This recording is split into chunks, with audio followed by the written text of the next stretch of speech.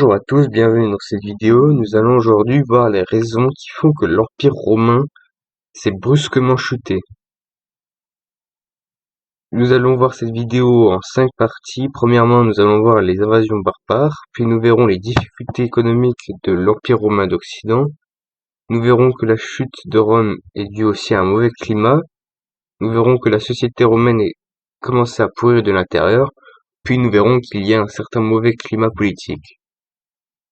Pour commencer, les invasions barbares. L'Empire romain doit faire face depuis des décennies avant sa chute à des invasions barbares. Au début du 5e siècle, l'Empire romain ne peut empêcher la progression des peuplades germaniques. Les Angles, les Saxons et les Jutes envahissent la Bretagne, actuelle Angleterre, tandis que les Francs, les Vandales, les Suèves déferlent sur la Gaule. Les Wisigoths s'installent en Italie et attaquent l'Aquitaine et le nord de l'Espagne. Les Vandales, quant à eux, ils envahissent l'Afrique du Nord.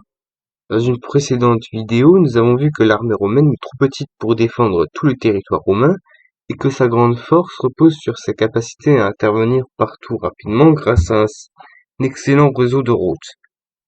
Or, il y a deux problèmes. D'une part, le réseau de routes a fini par être laissé à l'abandon et donc ralentissait plus les armées romaines qu'autre chose dû par son mauvais état. Et puis l'Empire romain d'Occident est attaqué de toutes parts, divisant les armées romaines sur plusieurs fronts.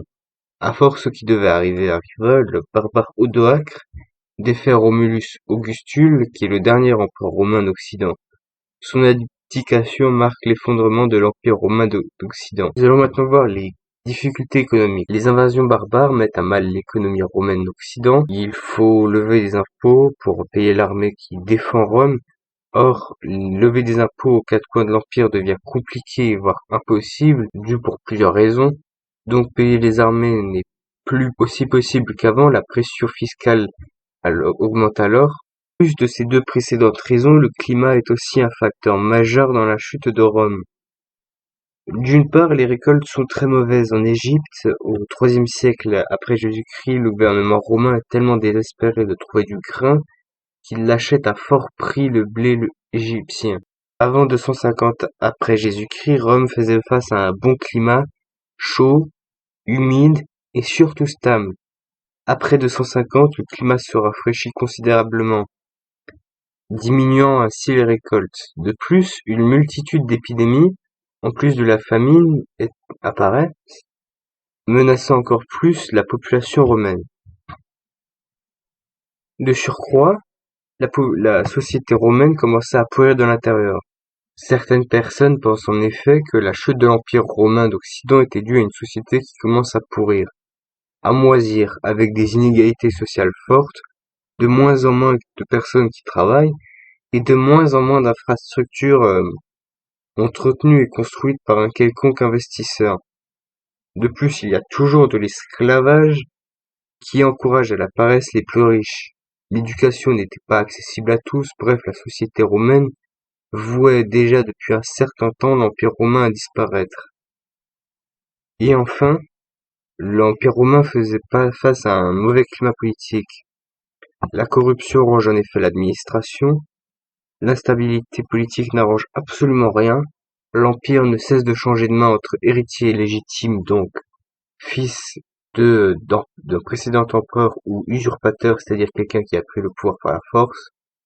Après un coup d'État réussi, le général Flavius Oreste manœuvre pour que son fils Augustus Romulus soit empereur en 475, mais il ne sera pas reconnu par les puissances extérieures telles que les Germains et l'empereur romain de Orient. De plus, Augustus Romulus est la marionnette de son père.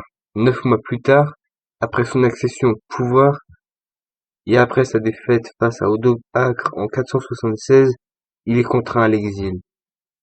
Pour conclure, la chute de l'Empire romain d'Occident repose sur plusieurs facteurs. D'une part, les invasions barbares mettent l'armée romaine d'Occident sur le bout de souffle. Ensuite, il y a de plus en plus de difficultés économiques. De surcroît, le climat commence à se gâter après 250 après Jésus-Christ. De plus, il y a la société romaine qui commence à pourrir de l'intérieur. Et enfin, Rome faisait face à Mauvais climat politique. C'est maintenant terminé. Si tu l'as aimé, abonne-toi et laisse un like.